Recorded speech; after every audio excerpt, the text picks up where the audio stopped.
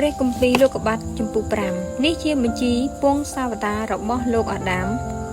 នៅថ្ងៃដែលព្រះបានបង្កើតមនុស្សព្រះអង្គបានបង្កើតគេឲ្យមានលក្ខណៈដូចព្រះអង្គបានបង្កើតគេជាប្រុសជាស្រីរួចប្រទានពរគេ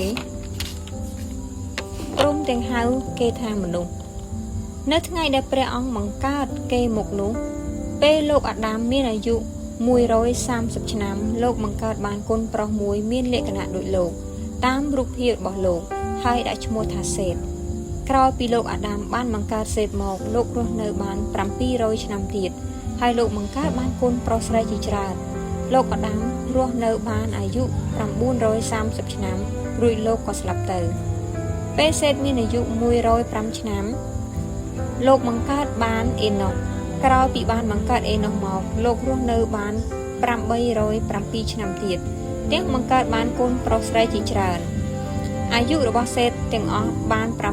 612ឆ្នាំរួចលោកក៏ស្លាប់ទៅពេលអេណូសមានអាយុ90ឆ្នាំលោកបង្កើតបានកាយណានក្រោយពីបានបង្កើតកាយណានមកលោករស់នៅបាន817ឆ្នាំទៀតទាំងបង្កើតបានកូនប្រុសកូនស្រីជាច្រើនអាយុរបស់អេណូសទាំងអស់បាន905ឆ្នាំរួចលោកក៏ស្លាប់ទៅពេលកាយណានមានអាយុ70ឆ្នាំលោកបង្កើតបានម៉ាលេលីក្រោយពីបានបង្កើតម៉ាលេលីមកលោករស់នៅបាន845ឆ្នាំទៀត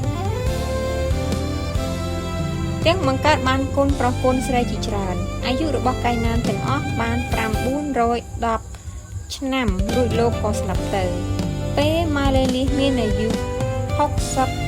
ឆ្នាំលោកបង្កើតបានយ៉ារ៉េតក្រោយពីបានបង្កើតយ៉ារ៉េតមកលោករស់នៅមានអាយុ830ឆ្នាំទៀតទាំងបង្កើតបានកូនប្រុសកូនស្រីជាច្រើនអាយុរបស់ម៉ាលេលីទាំងអស់បាន895ឆ្នាំរួចលោកក៏ស្លាប់ទៅពេលយ៉ារ៉េតមានអាយុ162ឆ្នាំលោកបង្កើតបានហេណូសក្រោយពីបានបង្កើតហេណូសមកយ៉ារ៉េតរស់នៅបាន800ឆ្នាំទៀតទាំងបង្កើតបានកូនប្រុសកូនស្រីជាច្រើនអាយុរបស់យ៉ារ៉េតទាំងអស់បាន962ឆ្នាំរួចលោកក៏ស្លាប់ទៅពេលហេណូសមានអាយុ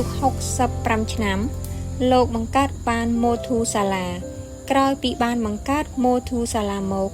លោកហេណូសបានដើរជាមួយព្រះអស់300ឆ្នាំទាំងបង្កើតបានកូនប្រុសកូនស្រីជាច្រើនទៀតអាយុរបស់ហេណូសទាំងអស់បាន365ឆ្នាំហេណូសបានដើរជាមួយព្រះរួចលោកមិននៅទៀតទេត្បិតព្រះបានយកគាត់ទៅពេលម៉ូធូសាឡាមានអាយុ187ឆ្នាំលោកបង្កើតបានឡាមេកក្រោយពីបានបង្កើតឡាមេកមកលោករស់នៅបាន782ឆ្នាំទៀតទាំងបង្កើតបានកូនប្រុសកូនស្រីជាច្រើនអាយុរបស់ម៉ូធូសាឡាទាំងអស់បាន969ឆ្នាំរួចលោកក៏ស្លាប់ទៅពេលឡាមេកមានអាយុ182ឆ្នាំលោកបង្កើតបានកូនប្រុសមួយលោកដាក់ឈ្មោះកូននោះថាណូអេដោយពោលថាកូននេះនឹងជួយសម្រាលទុក្ខលំបាករបស់យើងដែលយើងធ្វើយ៉ាងនឿយហត់ដោយដៃព្រោះតែដីដែលព្រះយេហូវ៉ាបានដាក់មកដាសាក្រោយពីបានបង្កើតណូអេមក